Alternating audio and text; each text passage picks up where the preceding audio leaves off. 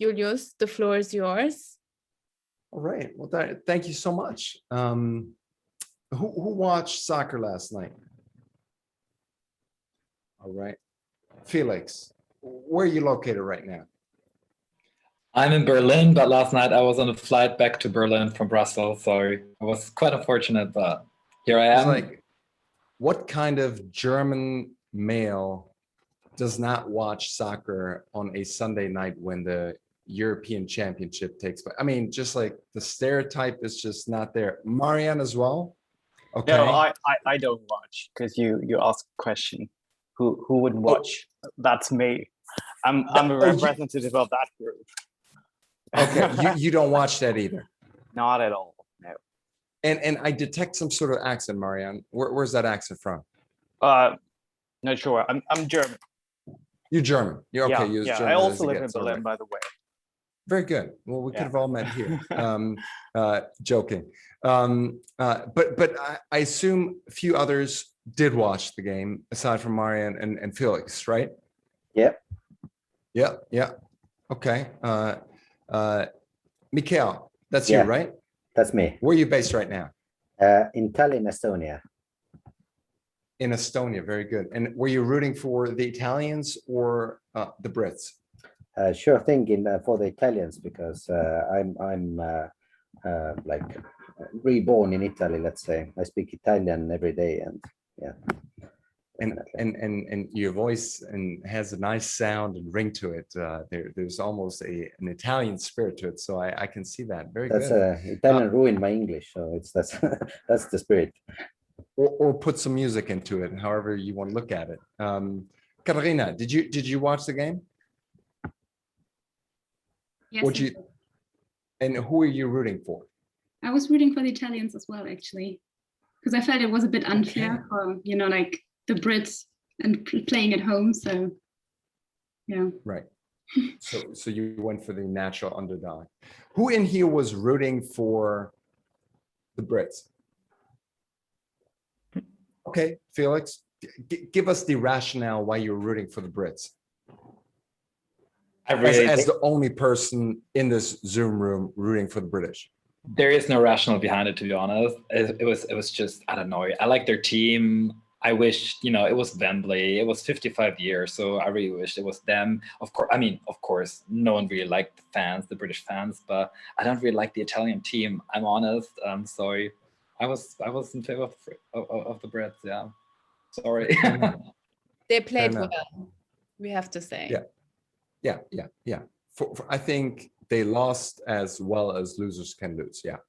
It's true.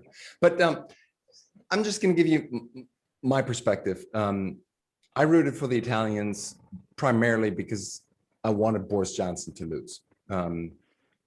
Just imagining Boris Johnson standing in front of a microphone this morning saying, how Brexit was the best thing ever. And then saying, we left the European Union. That's how we defeated coronavirus. And then saying, and we left the European Union and now we're leading the European Union in soccer. I could have not taken that. So I was so happy that Italy won and Boris Johnson lost. And I feel sorry that the British team got caught in the middle, but they did catch the bus, and I'm very happy for Boris Johnson's loss. May I? Does anyone share that sentiment? Yes, definitely. Yes.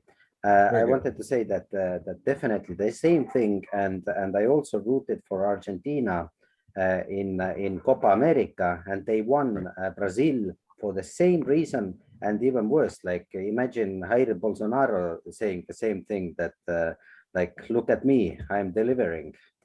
I no, that was, Messi took care of that, so I was very happy for that as well. Without being a soccer fan, let me just add that. But before we dive too deep into soccer, we want to talk about politics, and I guess we already have been talking about politics, at least for a little bit. And it's wonderful to look into this room. I take it that most of you don't know one another yet. Is that correct? Am I right in that assumption? Okay. We're not going to totally get to know each other here. We'll have time for that in Berlin a few weeks from now. And so we're not going to take up as much time as we could on getting to know one another. But this is exciting. It's exciting to kick it off on Zoom before we again get together in Berlin and have a full day of workshop and actually create some pretty cool things. And I'm glad that Nick is at least on my side, on my Zoom window on the top right corner. Nick, can you wave real quick so that everyone sees you? Nick Martinelli, we've been talking ahead of our call as well, and been planning on what to do when you guys all descend on Berlin. And he's a creative genius and a filmmaker. And so we want to draw on his experience and his expertise to create some great content as well. And so he'll be in this call with us and thinking about campaign and narrative and storytelling and messaging and all the great things around us. So Daria, you already mentioned my name is Julius. I'll lead us through this session today, and I'll play a role in our session where we'll all in Berlin together. But what we want to talk about obviously is Europe and sort of advancing that European narrative, sharing some of our personal stories, but also finding some sort of common ground. And my background is in politics. I have a picture of Barack Obama behind me. I worked on Barack Obama's 2008 and 2012 campaign, worked on several European campaigns and German campaigns. So I'm a campaigner at heart. And also I support the European idea, which I think is helpful that all of us in this room do support Europe in that sense. So let's try to find out how we can communicate even better about Europe and maybe tell a more compelling story. And we'll go through the different elements of storytelling, some today, but some also when we meet up in Berlin. But I want all of us to get some of a combined and shared understanding of what we're going to do when, again, we meet up in Berlin. But before we do that, I felt like we should all get to know one another for just a little bit at least. And what I'd love to do is the following. Daria, if you could all drop us in rooms of 3. You have the ability to create little hangout rooms. And what I want us to do is you'll be placed into a room with 2 other people in just a moment. And I want you guys to figure out 3 things that you have in common, and that cannot include United Europe. So 3 things that you share that you hold in common. I don't know what it is. It could be your favorite color or something like that. But I want you to find 3 things that you have in common, but it can't be United Europe. Are we clear on the briefing so far? Excellent. So Daria, when you're ready, go ahead and drop us. I don't know how to do that. So your co-host, maybe you help me. I just Googled it. Unfortunately, I do not have the rights because you're still the host. You could make me the entire host. We'll make you the host. Yeah, maybe that's. Make me the host. I'll take over and I'll drop us into rooms. Hey, Albert. Hello. Hi. Nice of you. Good to see you. All right. Nice to see Now you. I am the host, and I still cannot drop us into groups of 3, which I assume, Daria, since it's your room, you disabled the function of us going into rooms of 3. So that completely ruined my getting to know each other. So here's what I want us to do. This is me improvising, and great campaigns always have to improvise. I'm sure some of you have been part of campaigns and you know this. Improvising is sort of the thing to do. So we're going to go through through the room real quick. And actually, you know what? Yeah, we'll do exactly that. I can't change the settings this quickly. And I want each one of us to say our name. Anna, I see you up to my right. What I want you to do is just quickly tell us where you are right now. The one thing that led you to become part of this Zoom call, why you wanted to join, and tell us the one thing that you're hoping to get out of our shared experience. So you have 60 seconds, where you are, what led you to apply, and the one thing you want to get out of this session. Yes, so yeah, my name is Anna. I'm in Cologne, western part of Germany. Yeah, why I'm here, I think it's great that we have an in real life seminar. So I participated in one party and one other event already in last month, and it was really great. And so I'm very much looking forward to get this energy together. And yeah, so I think it's great. As if you go to destination weddings on Fridays, you meet everybody, and then on Saturday the party's really great. So that's kind of the idea in mind when we know each other. Yeah, and what we're getting out, I think, as you said, be creative together, and yeah, find some maybe personal twist also to talk about Europe, which we can all agree on. Very good. So I love that you compare our session to a destination wedding, which is great.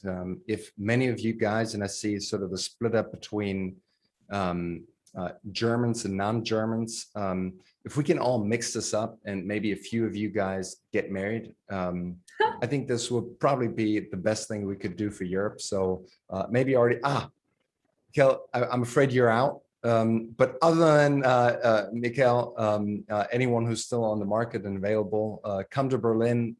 This is going to be the European version of Tinder, and maybe we'll get some European deeper connections going. Anna, turn it over to somebody else.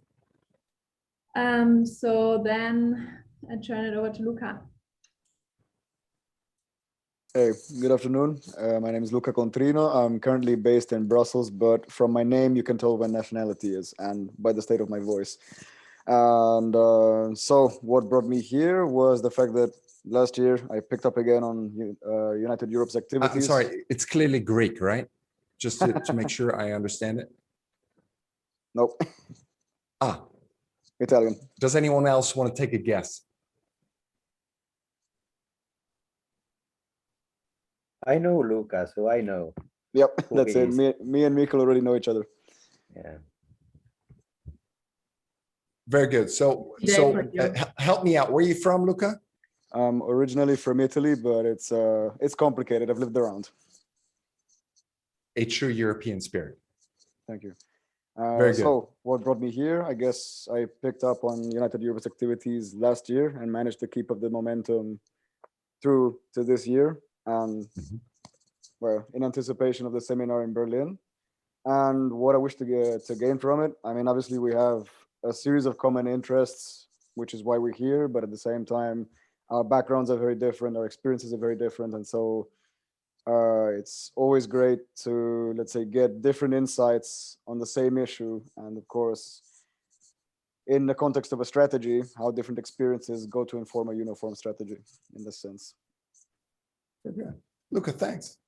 Who you want to pass it over to? Okay, so to somebody that I don't know, Laura Flores. Laura. Hi everyone. Thank you, Luca, for that. Yeah, my name is Laura Flores. I'm based in Madrid, in Spain at the moment. And I am actually here because I was interested in joining this kind of like network, like youth networks for a while now. And basically what Luca summarized very well in his intervention, that to see where we have shared ideas, where we have different ideas, and obviously in terms of campaigning, how to improve our storytelling for those of us who work in advocacy or campaigning or things similar to that. So that's the reason why I'm here. Great. Thanks, Laura. Who you want to pass it over to? Megan. Megan, go ahead, Megan. Hello. Hi, everyone. So yeah, my name's Megan. I'm new to Europe. I moved to Germany last year during the height of the pandemic. So adrenaline junkie, I guess, in some way, formerly from South Africa.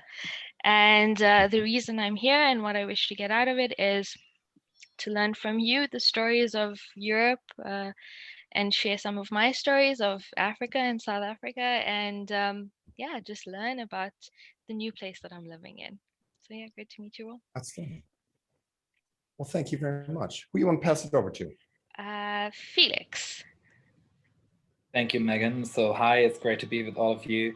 I found the seminar online, to be honest, quite randomly, and I thought it sounded very interesting because, as I think Laura said before, it'll be good to find some common ground among people, from quite different backgrounds, obviously. So I think that's super interesting. Plus, as I think Anna mentioned before, is that it's fun to have finally some in-person seminars again. So I'm really looking forward to our meeting in a few weeks.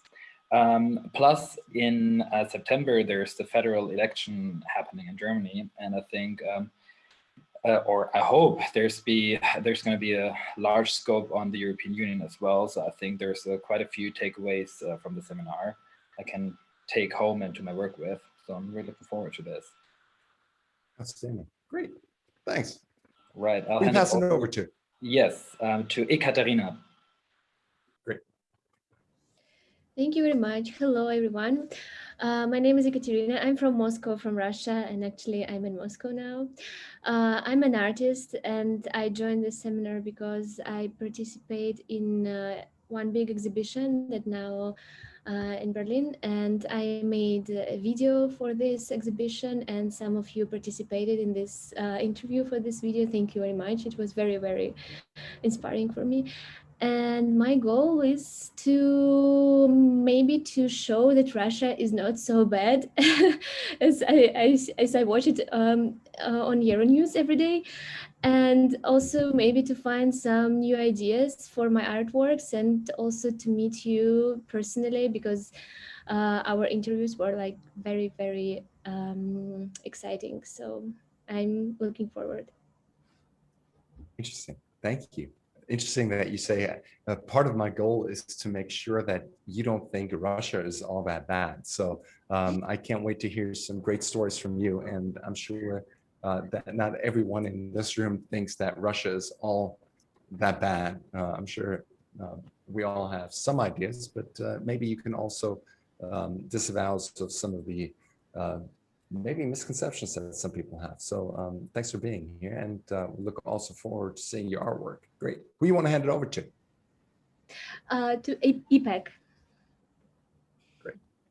Hello, thank you, Ekaterina. Hello, everyone. My name is EPEC. I am originally Turkish, but living in Brussels. Thank you for having me here. And I feel that the members of this group have a lot in common, and with similar points, we share same values. And my goal has been to bringing people together from different backgrounds and experiences and perspectives. I believe that we can achieve all this together.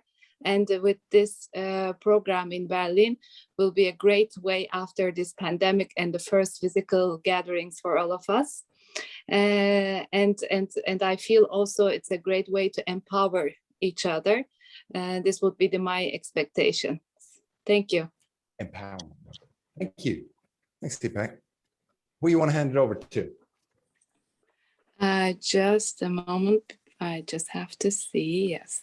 To Albert. Very good. Albert, who's sitting in a cafe?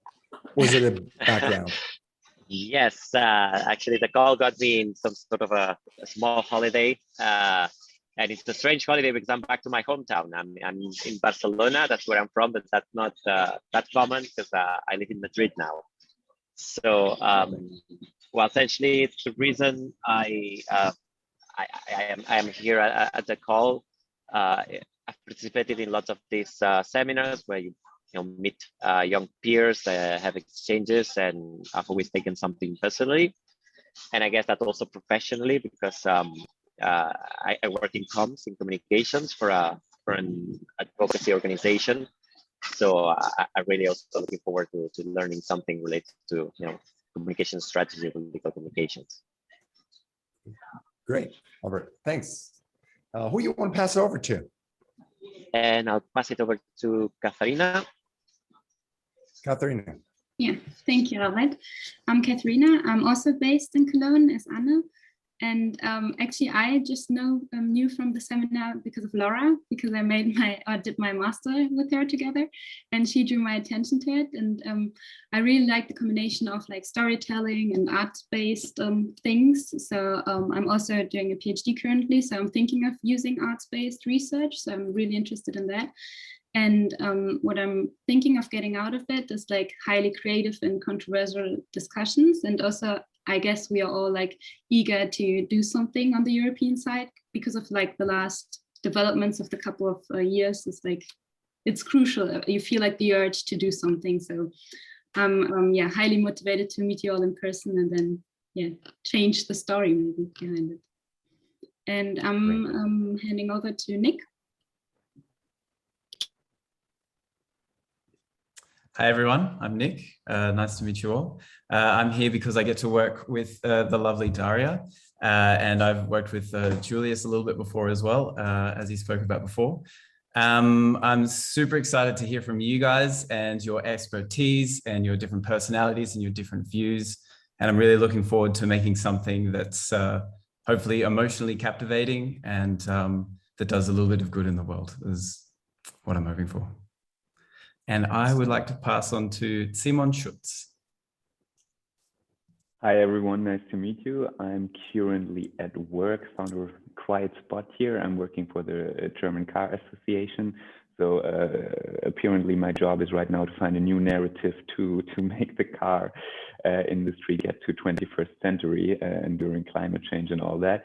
I chose this seminar because I think that a new narrative for Europe is more than necessary, and at the same time probably one of the hardest things to find, because we see more and more how European countries rather drift apart when it comes to, we don't even have a moral foundation anymore, looking at some of the Eastern European countries. And what I really want to learn is especially that in these times where problems get more and more complex, to find a narrative that convinces everyone, people from cities, people from countryside. Like I grew up in the countryside, now I live in Berlin.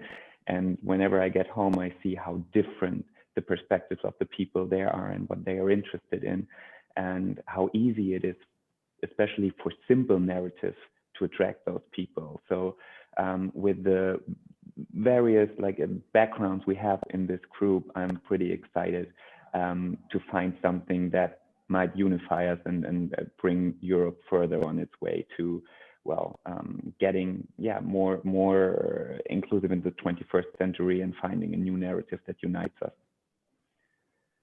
Outstanding. Oh, and I have to see who is left. I think Miriam is left, Miriam Breuer, right? Yeah, thank you. Yeah, hi everyone, I'm Miriam. Very excited to be here. It's cool to meet you all. And yeah, I'm also in Berlin. That's also where I live.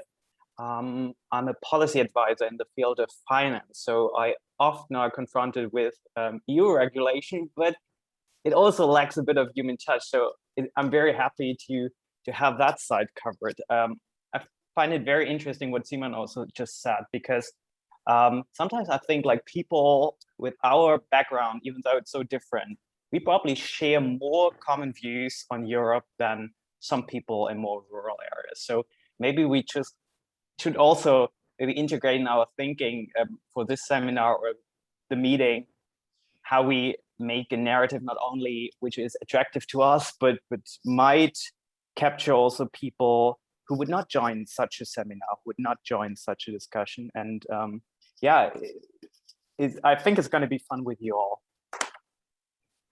I think there's a good chance that it will. Yes, very good. Who do we have left? There's Mikkel. Did you get to everyone?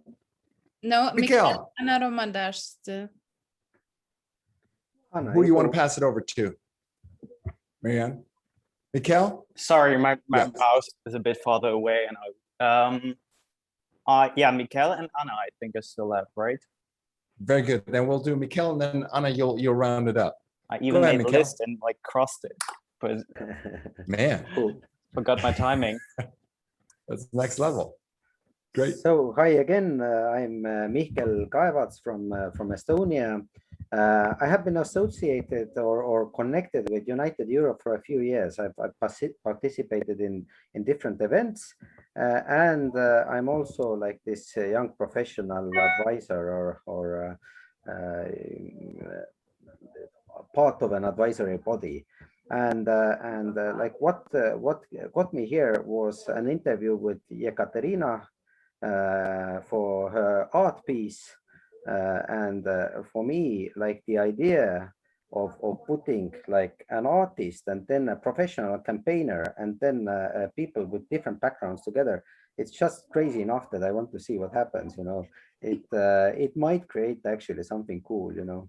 So I'm looking very much forward to it. Outstanding. Something cool. That's what we should aim for. A destination wedding with something cool that happens. I feel like we might go viral on YouTube. There's a good chance. Thanks, Mikhail. Anna, why don't you close us off? Sure. Hi, everybody. My name is Anna. I'm Ukrainian. I'm based in the United States, but for summer, I'm back in Europe. I decided to participate because, well, many reasons. I'm not sure I know the existing European narrative, the old one, so maybe it would be interesting to learn or create a new one or think about the new one. Second of all, I think it's just craving meeting people after COVID. Like I'm trying to attend like more offline events because after a year of Zooms and attending so many webinars, it's just nice to meet people. And I've been involved with United Europe for a while, and it's been really good. Like I'm part of the mentorship program and other things. So it's just usually very interesting, very rewarding. So that's why I decided to participate. I don't really know what to expect, what the end result would be. Actually, I don't have like a clear idea on that. I think that's fascinating that you say, well, I'm excited to think about a new European narrative, but Anna says, I'm not even sure I know the old EU narrative, which I think is fascinating. Does anyone know the old EU narrative? I mean, I'm sure there's 100, but what's sort of the old EU narrative that you heard from your parents or that we all sort of grew up with? Simon. I would say the old narrative is that the European Union is guarantees peace. That's like the most simple narrative. Like it came after the war, we connected us economically, and this is how Europe has been the longest time in peace since ever. Yeah, I would say that. Yeah, the guarantee for continued peace, right? Yeah, fair. Who's heard that one before? Very good, very good. So Anna, maybe that could serve as at least a pillar in the old narrative. But Anna, I would imagine just by looking at you that you're probably like most of us, not old enough to remember a time where there was not peace in Europe. I think some of us might remember some aspects of, conflict within Europe, but most of us, at least in the heartland, and I'm in Berlin right now, Berlin has been pretty peaceful. And so I feel like at least German leaders have used that narrative of peace, stability at the center of the European promise. Any other narratives that you have come across? For Eastern Europe, it was this great promise of like integrating with the West. So our narrative is that we don't have a choice, or we do have a choice, but we don't have this choice of being alone. So we have to be accompanied. Wait, you just went on mute and we can't hear you anymore. Yeah, but, okay. Sorry. Like for Eastern Europe, the European Union is a promise of the West and like our independence shortly. Right. A promise, and not just the story of peace. Any other narratives? It's a cultural choice. It's a cultural choice because it's between the two civilizations, and this choice is the West, let's say. Cultural choice, that's interesting as well. And I want us to be conscientious about a few things as we go into the storytelling and narrative creation of Europe. Several of us are from Germany, and a few of us are from all other places but Germany. And I'm sure I am I'll be conscientious of it, but I want all of you to be very conscientious about that as well, that we don't sort of get into one narrative or one Central European focused narrative, but are very aware that there are other aspects to it as well. And just when I look around the Zoom room, again, I would say that Germany is slightly overrepresented in this call and in our meeting, but let's be aware of that, and let's be very explicitly aware of that can't be the main driver, because it's not going to be a shared narrative if we just focus on Germany. All right. If you had to make an argument to someone and say, well, Europe is the sort of guarantee for peace, how would you go about it? If you had to put together a campaign billboard right now and say, these are the reasons for Europe. Anna, you strike me as someone, you're sitting in your office building right now. I feel like if I wanted to have somebody create a policy paper, you'd be a great person to call. So if I were to ask you, could you please put together like 3 things, 3 reasons for the speech that I have to give tonight, 3 reasons why Europe is particularly helpful. Could you give me, like, top of your head, 3 things? That's actually pretty hard, because I think to argue for something that you take for quite granted, it's not the best angle to say something we can argue for.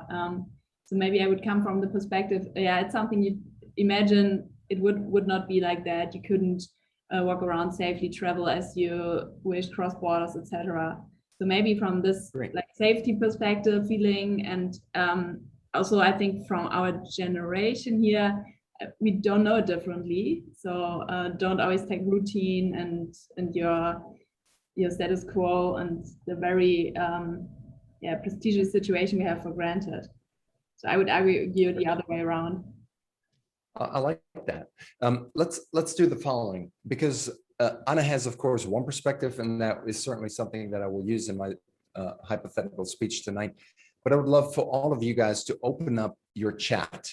I assume all of you have been on Zoom before, but there should be a chat function. You should see it right now. I just hit hi in there. Do you guys all see it, the chat function? Great. By the way, you guys are doing great. I've had many Zoom calls where people were asking me, where's the Zoom button? Where's the chat? So you guys are doing absolutely fantastic. Please keep it up. Please go to your chat and take a minute to write down one argument that you would put into a speech about Europe. One great achievement, one great prospect, one great promise of Europe that you could relate to others whom you want to convince that Europe is a great thing that we should invest in and keep it up. Hang on 1 second before you hit enter. Mikhail, you're doing fantastic, but hold your fire for just a second. So I'm going to give everyone 60 seconds to think about it. And in 60 seconds, I'll tell you to hit send. So just type something in, but don't hit send yet. Go ahead, write down something that you think will be a great argument for Europe. And please don't hit send quite yet. Don't hit enter yet.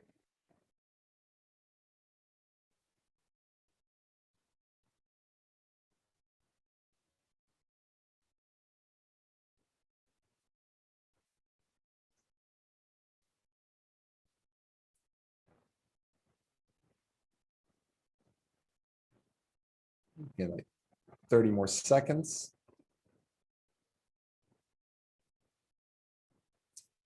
And Simon, when I look at you with the German car manufacturers, I'm hoping for a lot of numbers. I'm looking to you in terms of GDP, overarching economic numbers, right? This is sort of what you now represent to me in the Zoom call. Okay, I'm the economic guy now. I understand. You're the economic guy, of course, followed by Marianne. I used to work at Bild before, just saying, so I know how to push a certain narrative. Very good. He's been at Bild, Germany's newspaper with, I'd say, the largest reputation. And I'm not going to qualify that any further, at least not while we're recording this call. But when you're ready, go ahead and hit in 3, 2, 1, hit enter. And let's see what you guys came up with. Wow. I love it when it trickles in like that. Greatest achievements, greatest reasons for Europe. Great. Economic integration as a guarantee for being heard on the global level. I love that. Very good. Let's go through a few more. One European passport. Great. We've got no borders. That goes into a similar direction. Being free in location and mind and soul, traveling safe and free spontaneously. Great. No borders. Europe brought and brings prosperity to everyone. Outstanding. Guarantees human rights to all of its citizens. Learning from other cultures, particularly innovation, mistakes, strength, weaknesses, fears, and hope, writes Nick. And then we have, of course, you were born in Trieste, writes Luca, on the border between Italy and Slovenia, former Yugoslavia. Here in Brussels, you have friends from Slovenia, Croatia, Serbia. Many of my fathers was taught were on the wrong side of the Iron Curtain and a threat to his existence. You're right. Europe has helped break down these barriers. Fantastic. Currency and prosperity sharing, shared economic interest enables the exchange of students, more possibilities, surrounded by friends, which is absolutely great. And then Anna writes, she thinks that Europe is better than most regions in terms of gender inequality, but however, not perfect, but better than most places. And of course, Europe without borders. I think that makes for a pretty good postcard, right? Or billboard, where you say, well, those are a couple of facts, a couple of upsides of Europe. But what I want to do with you guys for the next 30 minutes or so, I want us to go through some basic principles of messaging and political communications. And I think we should view communicating about Europe just like a campaign. Again, I feel like, be quiet, Siri. I feel like most of us sort of look at campaigns the way, let me just quiet her down. Here we go. I feel like usually campaigns are sort of run an old-fashioned way, where we all get together, we think about, the product that we want to sell. In this case, it's Europe. And then we come up with, the good old pros and cons, and we focus, of course, on the pros, try to negate the cons, and then sell the product. I think we should probably go a different way, and we should see this as an election campaign, a constant election campaign, where people should choose, of course, Europe versus saying, well, the European days are maybe numbered or over. And I think the Brexit campaign did exactly that in a very effective manner. So let's do the following. I want to share my screen with you guys for just a moment and go through a couple of slides that I've prepared. Take a look here. You should now see my screen popping up right now. And I think one of the key things whenever we tell a story, we create a narrative or a message, is we of course want to convince, or first of all, reach and then convince an audience, right? And of course, we're in the middle of a campaign in Germany as well. And when I look at German campaigns, they usually operate like that, right? Anna, you see this, a couple of you others who are in Germany right now. It's usually that politicians will stand in front of voters and hold up some sort of pamphlet or some sort of plan and try to make an argument why things are working particularly well. Of course, this is the last election when Angela Merkel announced her plan for Germany, right?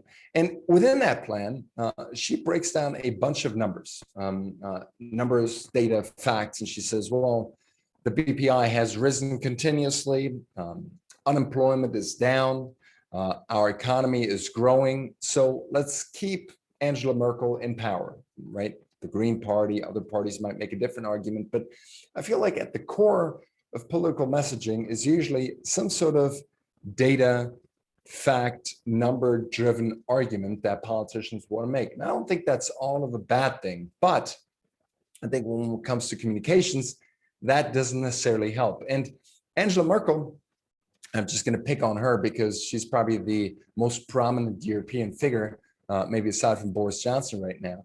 And Angela Merkel also enjoys to announce 5-point plans. And I would love for us to come up with a 5-point plan why Europe is absolutely great. And I think some of you guys have already listed some great prospects that could feed into this 5-point plan. So Angela Merkel loves to announce 5-point plans, 5-point plan for the economy, 5-point plan how to tackle the coronavirus, 5-point plan for education reform, and so on and so forth. Now, I would imagine that that's the same with most of you and most of the politicians representing you in the countries that are in this Zoom call gathered right now. So 5-point plans, politicians love them.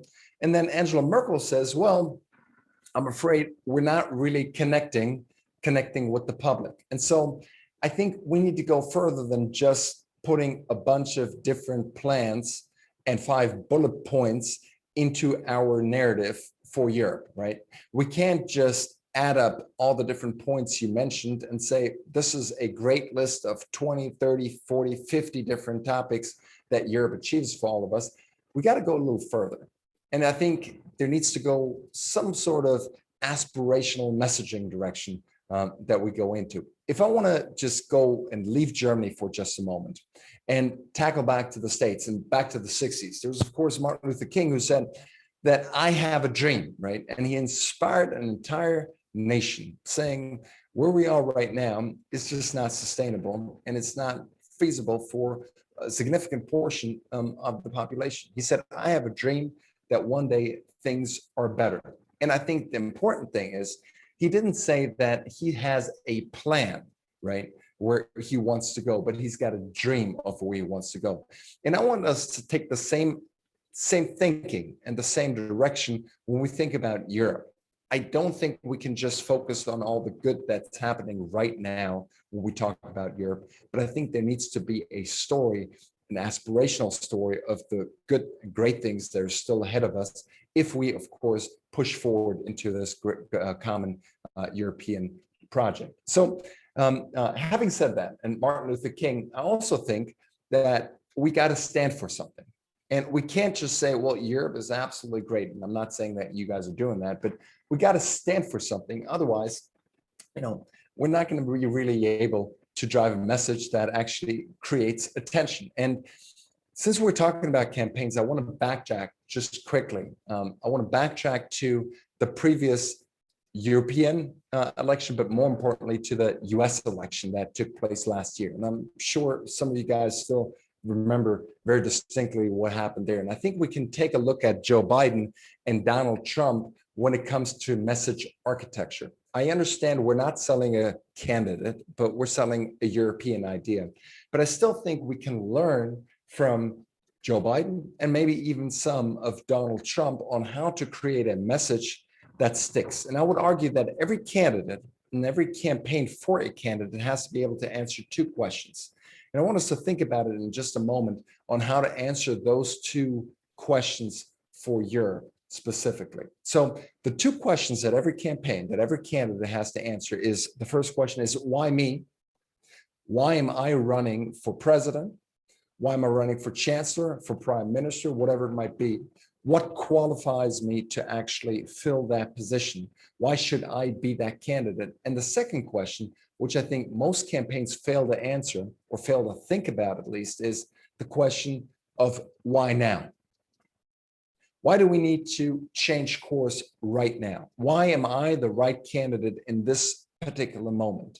And I feel like the right now is sort of sticking out the playing field of where we communicate and where we actually draw the battle lines. So why me and why now? And before we move on with the presentation, I just quickly want to ask, I'd love to start with you, Ekaterina, if you could just tell us quickly why you and why now? Why did you start this whole project? Why did you start with art all around the European idea? What's the reason why you and why now? How would you answer that? And sorry for just picking on you, but I feel like you might my have an answers answer. are very simple because just Zira proposed me because I think I'm the youngest artist on this exhibition, and I'm open to collaborate because I think most of the artists, they're like very, very prominent, and I'm more in my early stages. So this is why me? Why now? Because now the exhibition is open, and also probably because it's interesting because I'm from the other cultural context, and I can maybe give another perspective somehow. And why would you say it is so important right now at this moment to actually get the other perspective?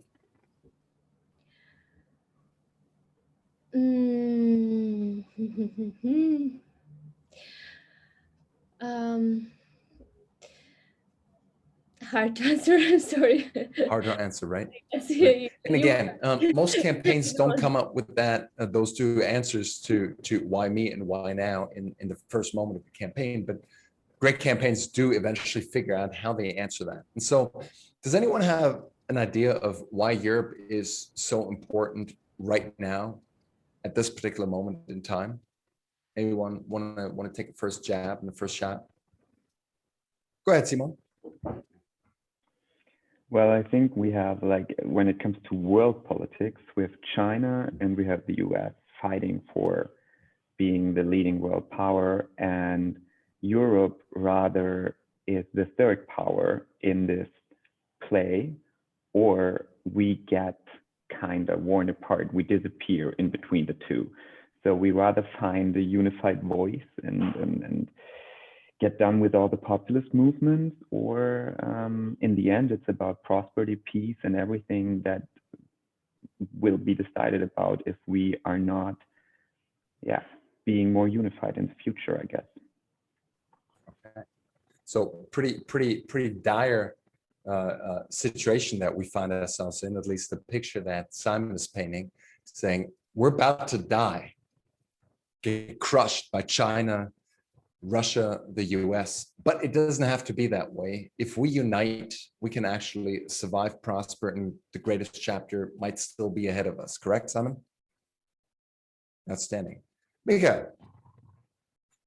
Yeah, I would say that we are in this kind of moment in history, what is termed by cultural semiotics as an explosive moment. So it's a moment when there are incredibly many possibilities. So you cannot actually follow any like path to the future. Non-explosive moments, you can all more or less say that in 10 years we will be there and so on. Now we cannot say this in very many fields, which also interlap and interconnect. And these moments are normally the moments when new narratives are being born. And my guess is that this new narrative will be born either out of like Simon's let's say anti-utopia, or Europe can shape this. So we have to shape the story of future now. We've got to shape the story of future now. Great. Laura, thank you, Mika. Hi, thank you. So Julius, I have a bit of I'm not sure if it's a question or a reflection, but in terms of, because you use the US elections as an example, and for me, I understand what the messaging of or how Donald Trump replied to the question why I'm the right candidate, right? But in the case of Joe Biden, it's not necessarily that. It's more like, I am your alternative to what it could continue, right? What, like, the right alternative is not necessarily I'm the right candidate. It's more like, if you don't want Trump, you need to vote for me, and we need to rally behind the Democrats for that. And in the case of Europe, sometimes I feel that the Brexit mess that occur is kind of like the same. It causes the same effect, because we don't want that. We've seen the United Kingdom, which is a country that is well known for knowing how to push their agenda in international negotiations and all of that, and they've struggled so much leaving the European Union and not embracing this idea of a united Europe, not necessarily just in the European Union, but as Europe as a whole. So I think a good selling point as well is that we don't want that. We don't want that option. We don't want that alternative. So the only alternative that we have is this, and we should stick to it, right? That's what I think. I think that's fascinating, Laura. So what you're saying is you could tell the story of Trump, the why me and the why now. Yeah. But the Biden story is pretty simple, and it's, I'm not Trump. Go fire that shit show and elect me president, and things will go back to normal, right? It's not even, kind of normal, because he described himself as well as a transitional candidate. He's not even planning to have the 2 terms and everything. So it was like more like, we need an alternative, and this is all we've got at the moment. And for Europe, sometimes I feel like some people have the same, like, we don't want what is happening in the UK. We are not as prepared, like other countries might not be as prepared to deal with this situation as other people, as the UK, right? So, yeah. Right. So that's interesting. So I think one of the things that we can take away both from Simon, from Michele, and from what you say is that great stories always have a great contrast, right? There's obviously good and evil.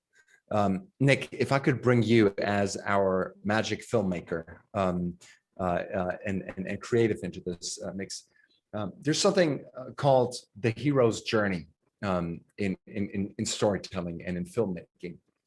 And I would imagine that if you take a look at great filmmaking and the hero's journey, you would agree that there's always a hero, of course, and a villain on top of that, right?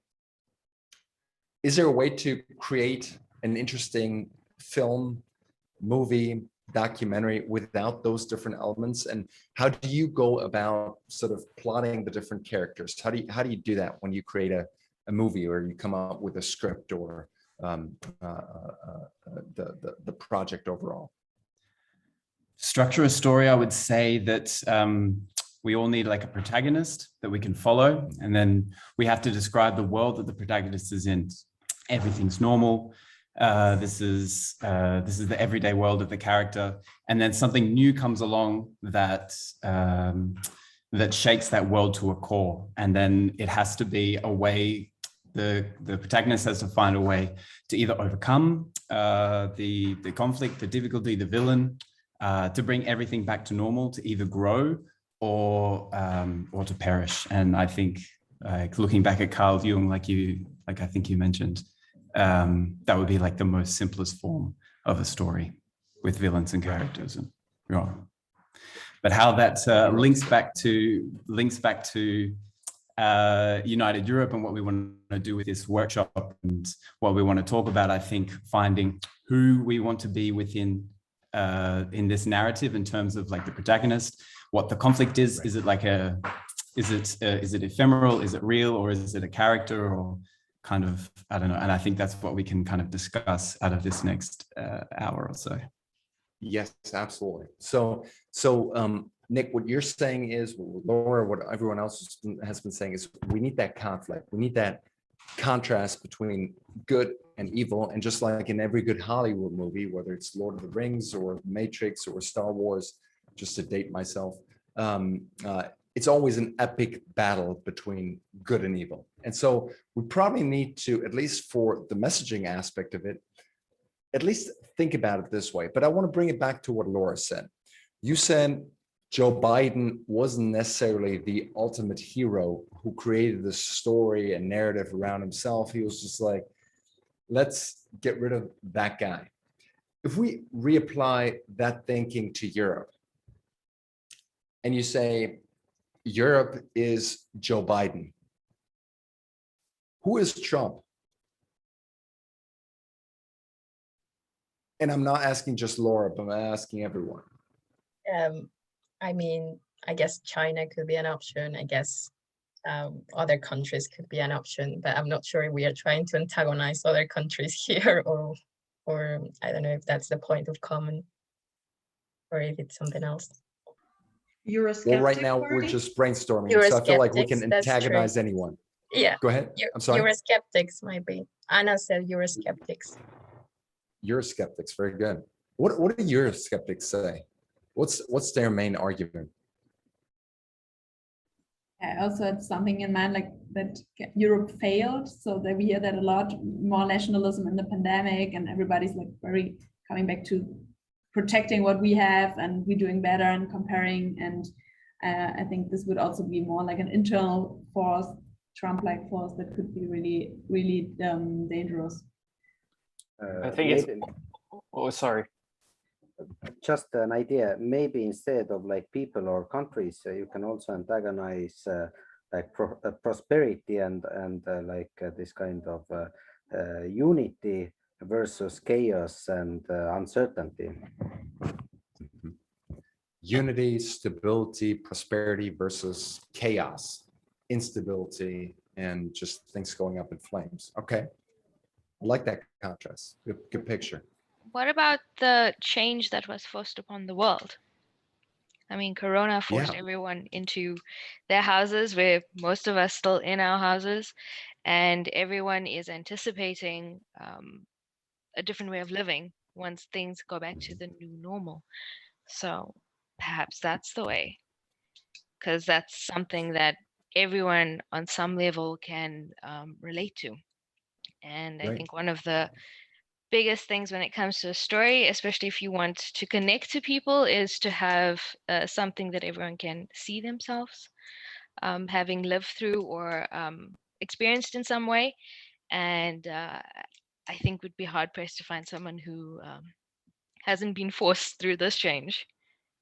Right. Yeah, I find that very interesting, because I also have that in mind, this protection narrative that like the EU needs to become more resilient, needs to be climate neutral, needs to be more digital, also just to foster our values in the future, but also being protected from other players or climate change, another pandemic. So I find that I find to see that more and more, this like protection narrative in the EU, and I think the results of that are quite bold, but I don't see that, like there are a lot of proposals on the European level, but you don't see, I think, that narrative so much talked about on the lower level. So I think that it's very interesting what Megan just said.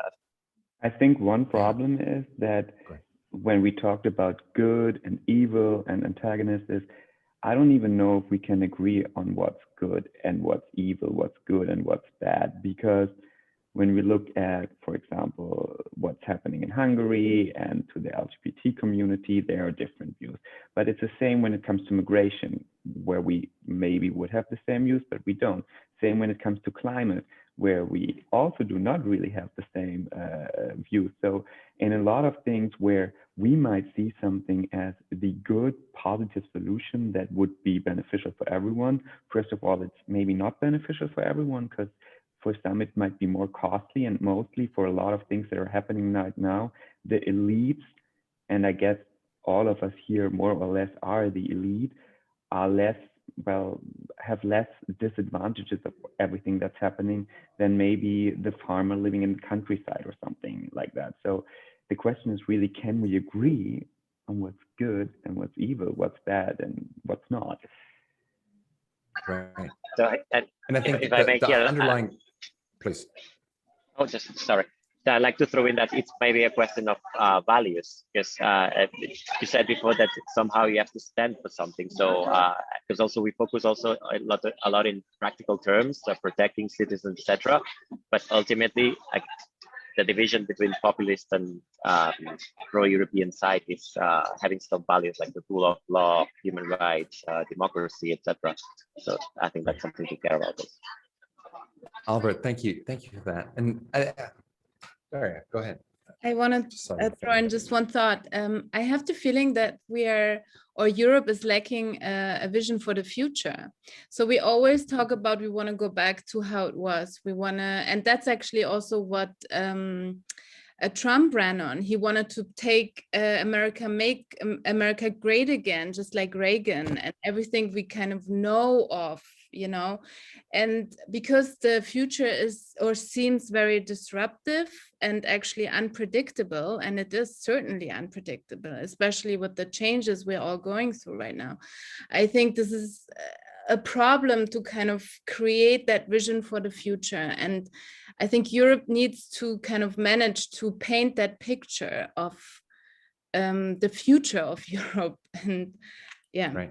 That's my take. Let me just say a few things about that, just from a campaign management perspective. Since you mentioned the future, Daria, and you said we should probably draw a picture about a more prosperous or different type of future.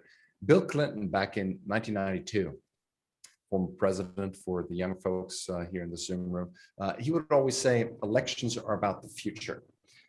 Elections are never about the past. And I think the same is probably true for the story we're going to create and the narrative that we're going to come up with.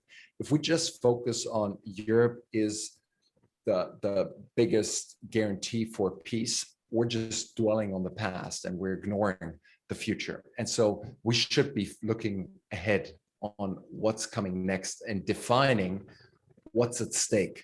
And I think the same is true for our campaign here as well, and for political campaigns all over. I would always say that a real campaign is a definition for narrative. Who defines what the future will look like? Who defines what obstacles are in the way? Who defines how we want to see ourselves in the future, right? I think that's what's critical, and that's what we should be thinking about.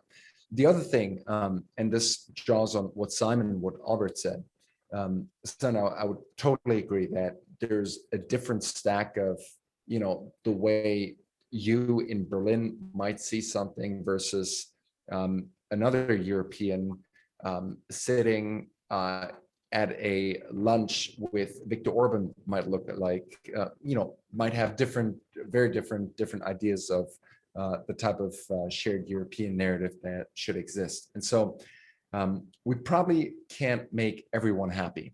I've never seen at least a campaign where we said, well, who's our target group? And somebody raised their hand and said, we should probably make everyone happy.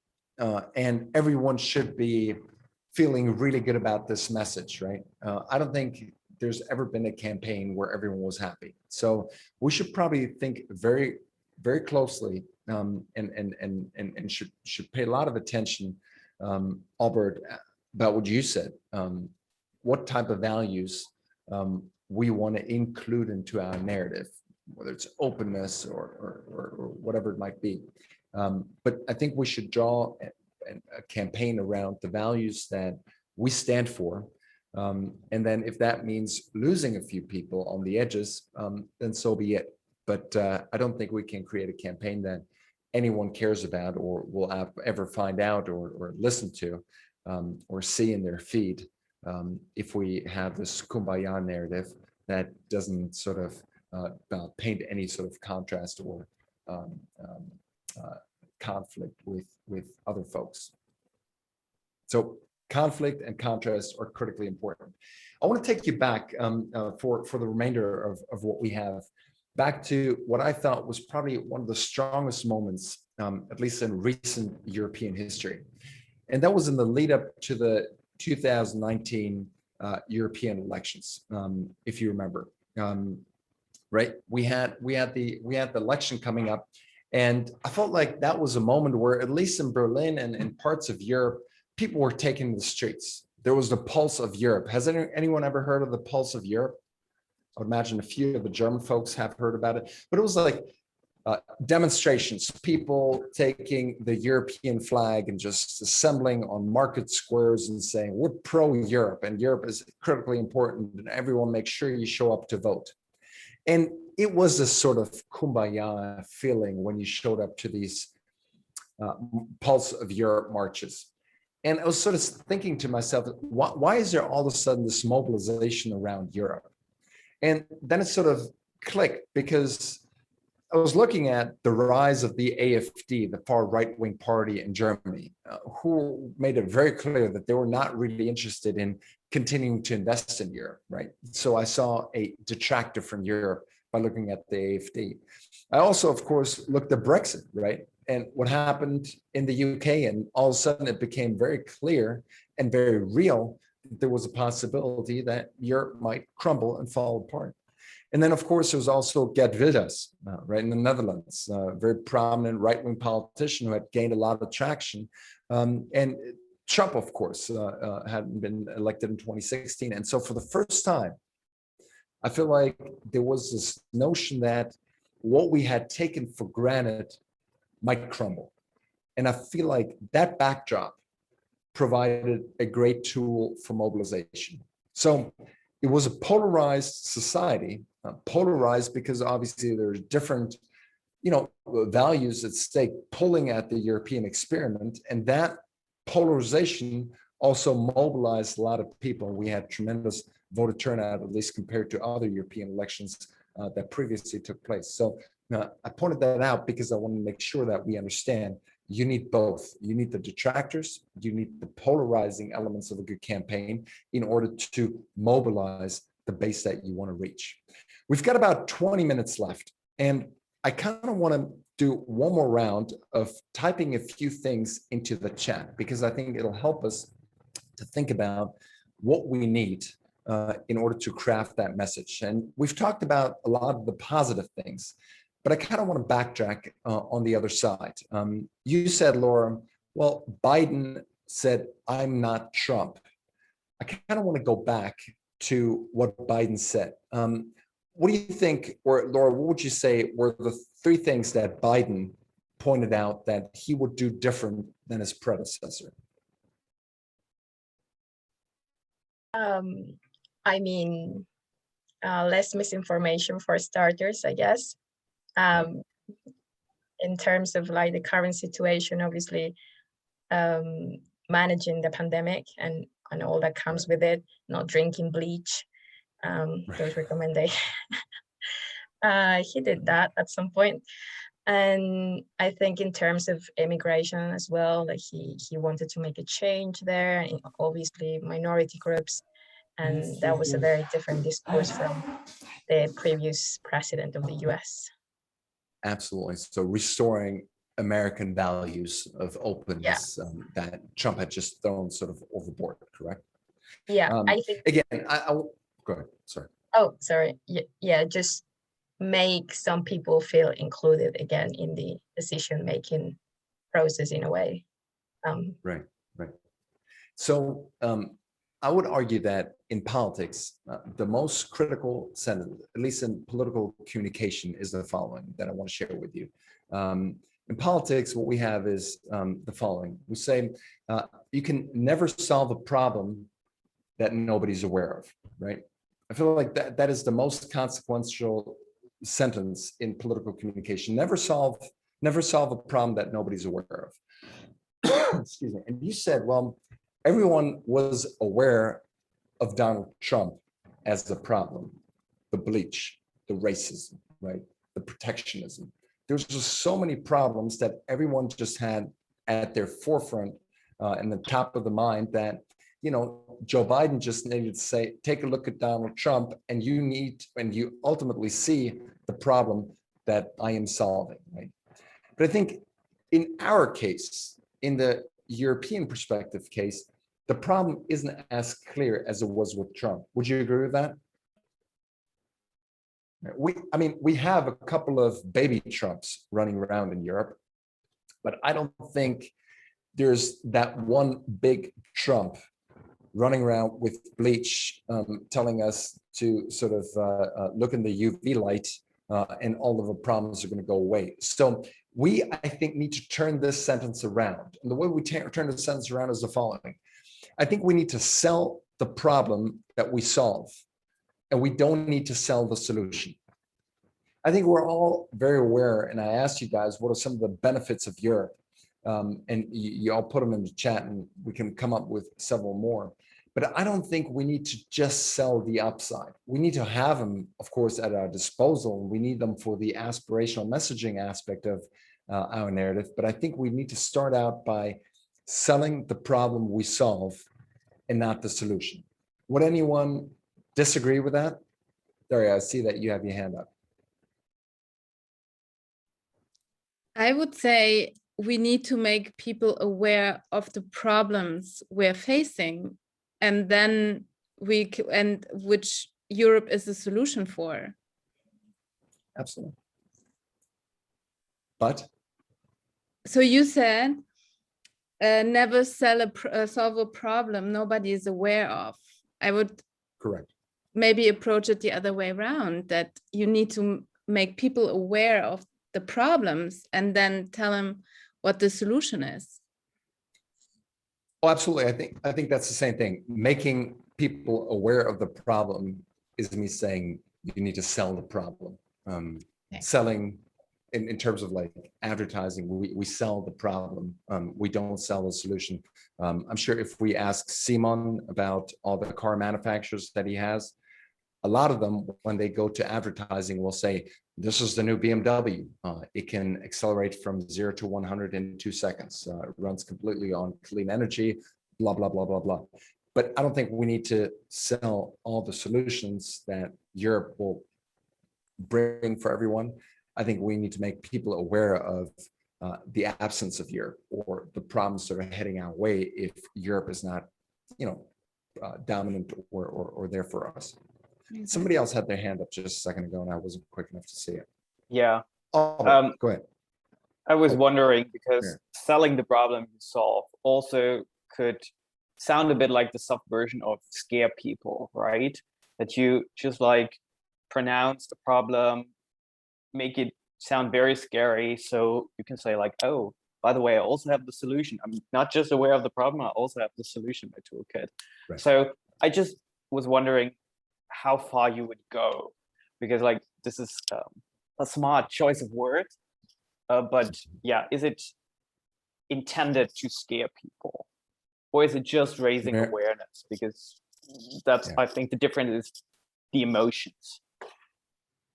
Maren, I am willing to go as far as we need to.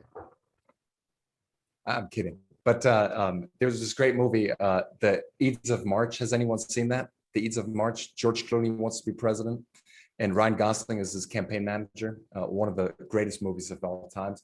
Sometimes when I dream that I am Ryan Gosling managing George Clooney's presidential campaign. This is my wet dream, by the way, and I realize we're recording this. But he says, Ryan Gosling says, I'm willing to do or say anything as long as I believe in the cause. And so, Maren, that's my answer to you.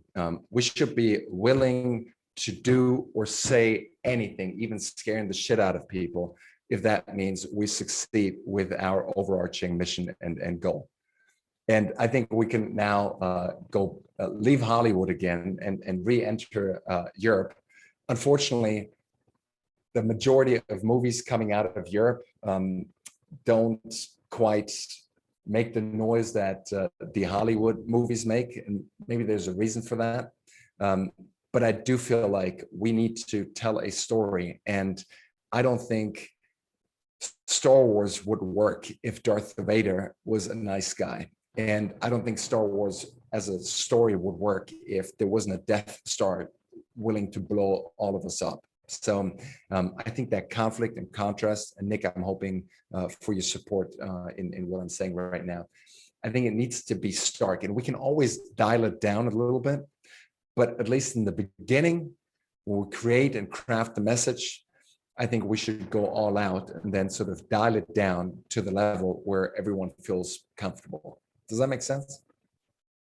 Because otherwise we start with a message of Europe is great. I love Interrail, and it's taken me to a bunch of great places. I also speak several languages, and I love that I can use my euro to pay in every country where I've just crossed the border.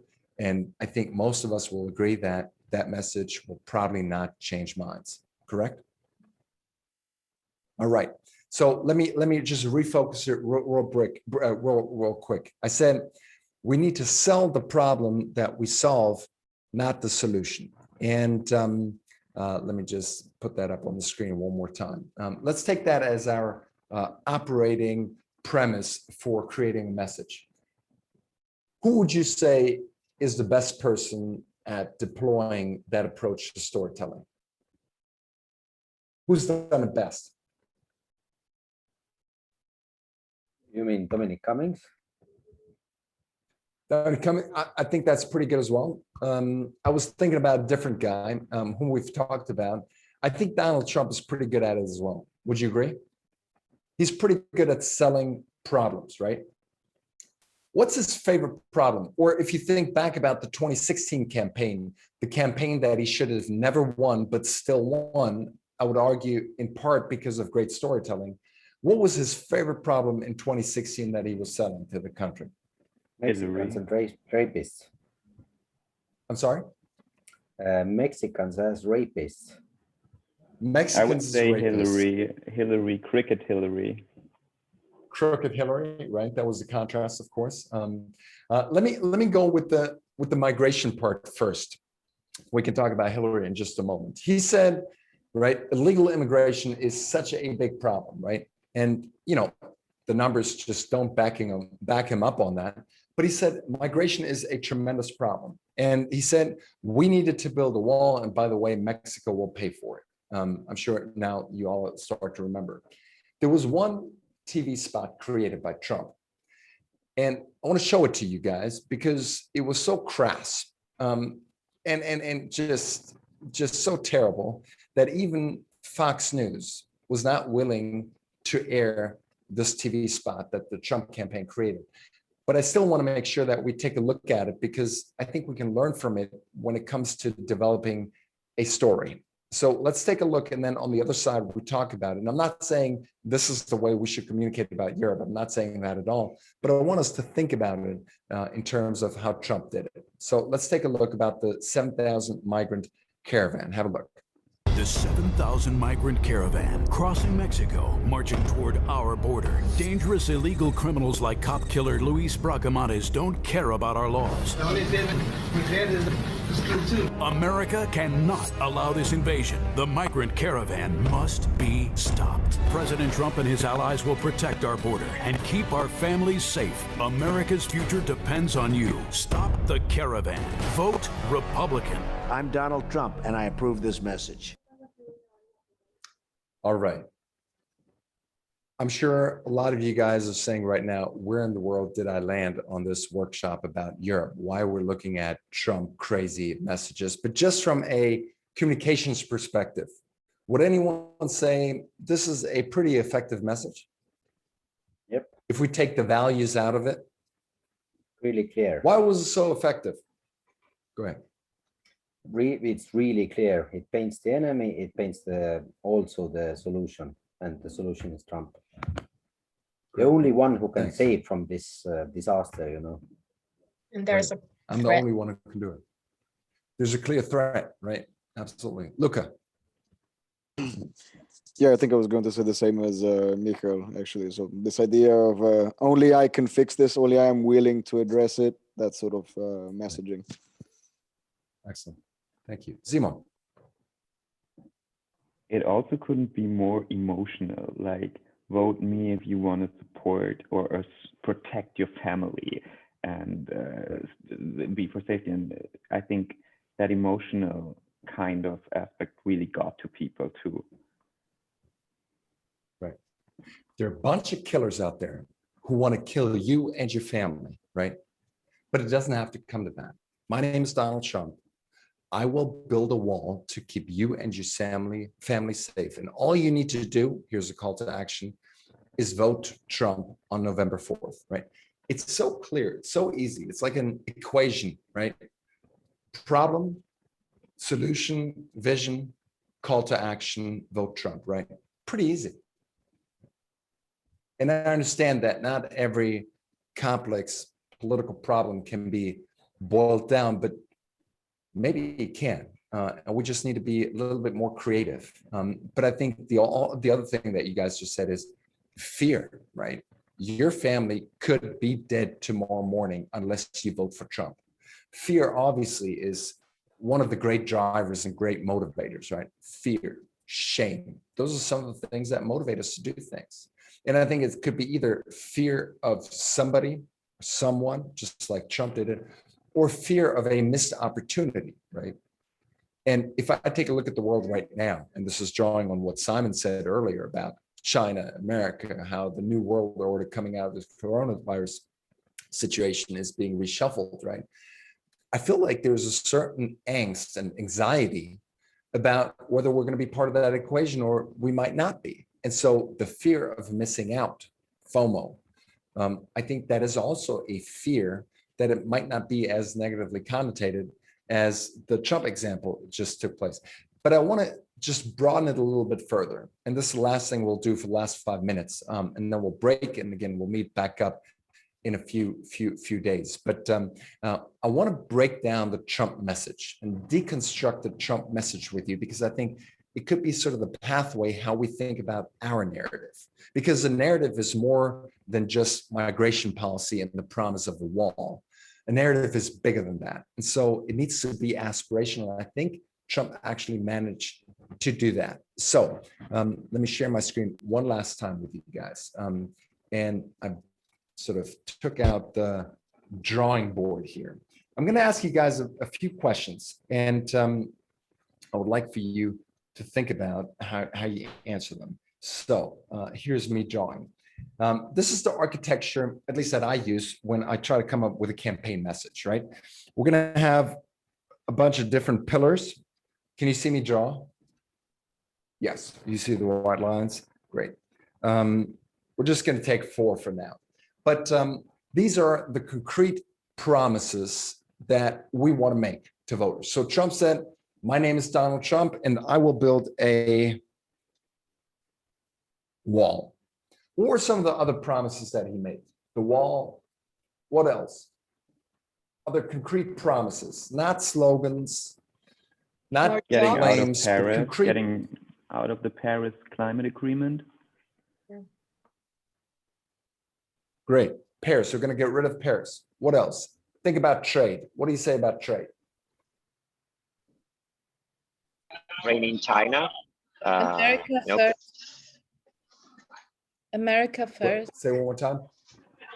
America first was, I think, the slogan, but blaming China was also rhetoric. But what was the actual policy proposal that he put on the table? Trade barriers and tariffs. He was Right, going to ban tariffs. like Chinese companies in the US. Great. Banning Chinese companies in the US. He never actually did it, but I think that goes also into this idea of banning and slapping tariffs on foreign trade. Great. Anything else? The wall, Paris, tariffs, anything else? Taking the troops back, getting all the soldiers home. Right. That was a promise. Maybe not explicitly at the beginning, but over time, an increasing appeal to social conservatism, especially on abortion. Right. I think part of his campaign was just like to create more jobs. He was like, I'm gonna create so many jobs for so many people, for everyone that needs one, pretty much. Right. Yeah. That was a big theme. And how is he going to do that? I thought his negotiation power that he had was some sort of superhero who was capable of getting the deals. Yeah, and the tax cuts. Right. I think that's a simple thing. He said we're going to lower taxes for corporations, trickle down economics, which will result in more jobs. And of course, we can put 20 different ones up here as well. So pulling the troops out of Afghanistan, abortion rights, and so on and so forth. We're gonna stop here because 4 is enough. So we need our concrete policy proposals at the bottom. But of course, they don't work unless they're all drawn into an overarching narrative, right? Narrative. And what was the narrative above all? What was the campaign, the slogan? Make America great again.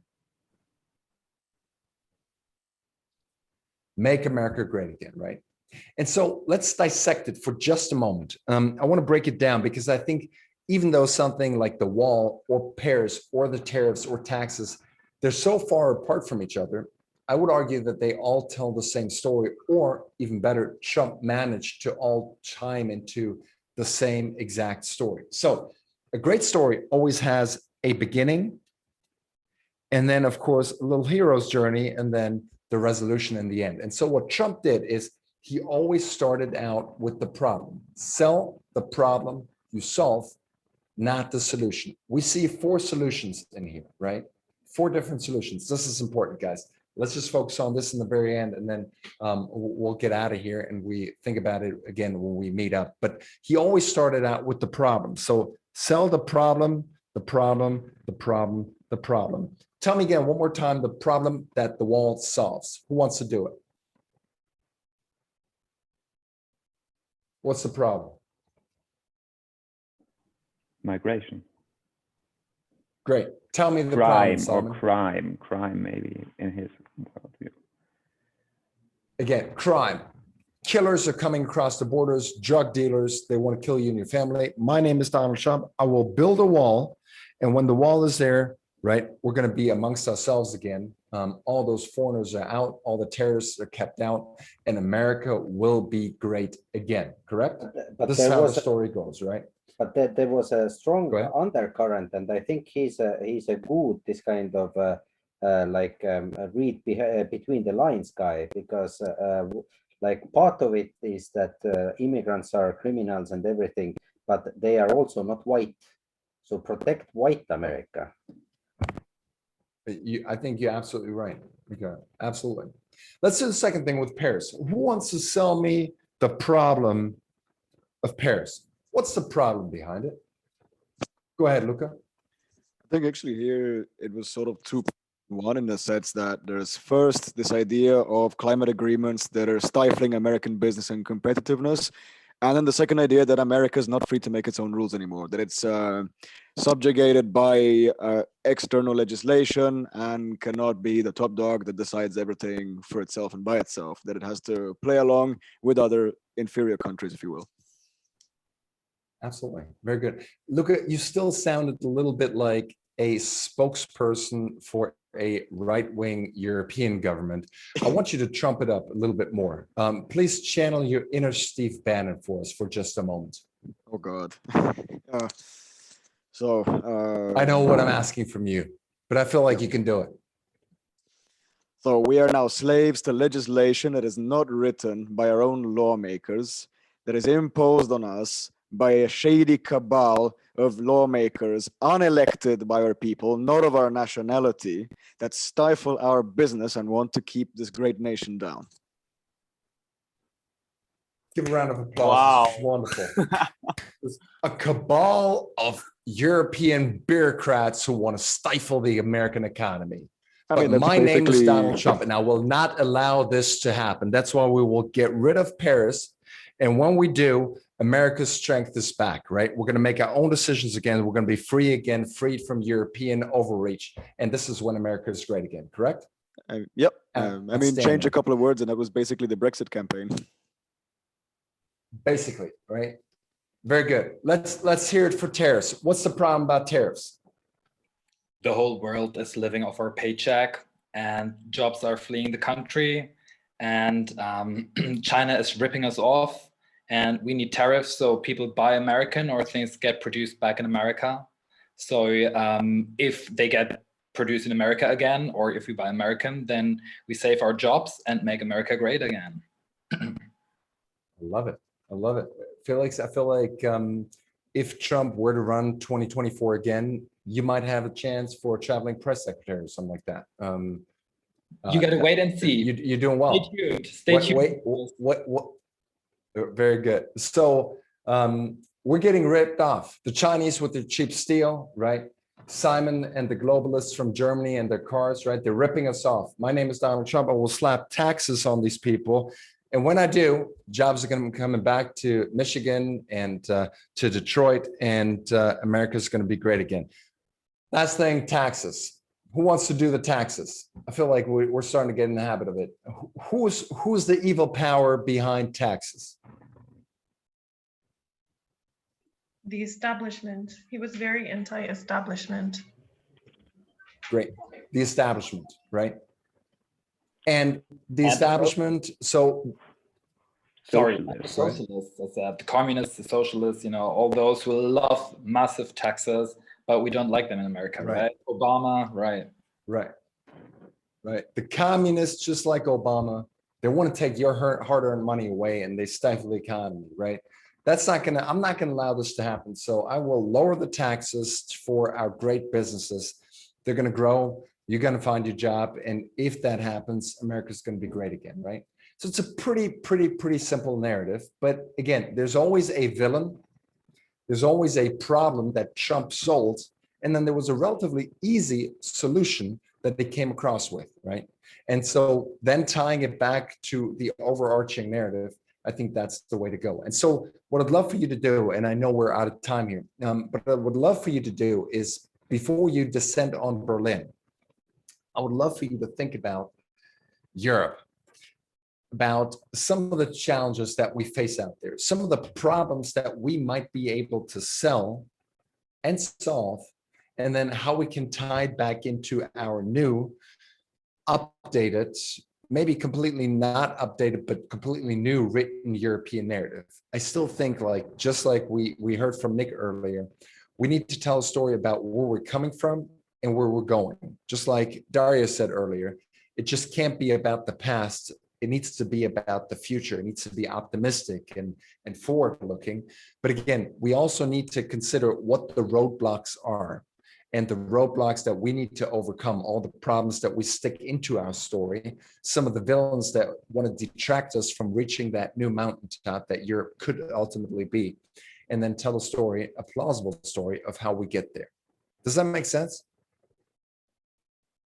So let's think about all the evils, the villains, but let's also not forget all the positive things that are still waiting around a few corners for us that we can still reach. All right. So we've been at it for an hour and a half. We haven't gotten to know each other quite yet, but I feel like I see some people in this room that want to tell great stories and work on a new narrative. We've had tremendous luck over the last 24 hours that Boris Johnson didn't manage to pull out a victory. I feel like that's a good thing for Europe and the world. Just because it's bad for Boris Johnson, that's a good thing for us. I found my personal antagonist. Like he's just bad, terrible, in fact. So think about those things, and then we will meet when. Daria, do you have some logistical information for us on how we proceed moving forward and moving into Berlin? Yes, I made a WhatsApp group. So for anyone who's not in the group yet, please send me your WhatsApp number so we can communicate easily. Also, we will meet at 9 a.m. at Diversity United, Tempelhof Airport. For everyone who doesn't know where it is, I will send the location coordinates in the chat and also per email. And for any other question, please, you can always reach me. You have all my mobile number and my email address, so don't hesitate for any questions. Great. Thank you. So we're going to meet up at 9 a.m. and we're going to find Nick with some video equipment. We're all gonna have a bunch of sticky notes and all the good things that we need to workshop. And we're going to start out by actually workshopping this idea a little bit further. And then, of course, we want to go into the production phase as well and actually think, can't we come up with not a Trump campaign-like video, but a video that will produce some emotions as well. It doesn't need to be just fear, but hopefully convey some sort of optimism as well. So I hope that I didn't scare anyone away by showing too much of a Trump example. Again, we're not running the Trump campaign. We're not making Europe great again. That's not the idea behind it. But I think in basic storytelling, I feel like we can learn something from Trump.